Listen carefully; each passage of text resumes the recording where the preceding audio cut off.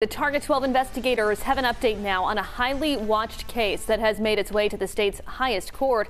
The Rhode Island Supreme Court heard arguments today over a controversial parole statute known as Mario's Law. They're now deciding whether a youth parole law actually applies to the person it's named after. Target 12 investigator Kate Wilkinson was in court this morning and joins us with both sides. Kate?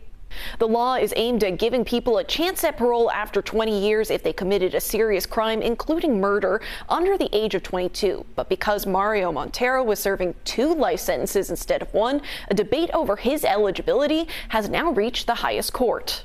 When Mario Montero was 17, he was convicted of murder in the 2001 shooting death of a 31-year-old Providence man. He received 2 consecutive life sentences for the crime, but he had a chance for parole through a new statute passed by the Rhode Island General Assembly in 2021.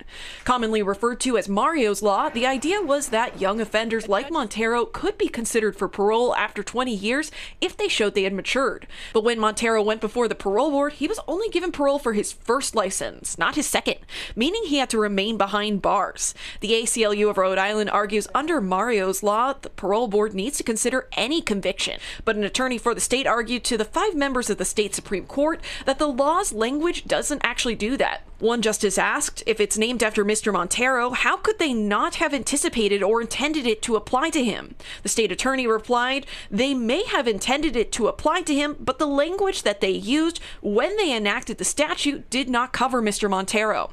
The lawyer argued the law should have used more specific language for it to apply to Montero's case. Mario Montero, who is now 40 years old, is being held at a medium security prison at the ACI. He is awaiting the decision from the Supreme Court, which is expected to come in the next few months. With the Target 12 investigators, Kate Wilkinson, 12 News.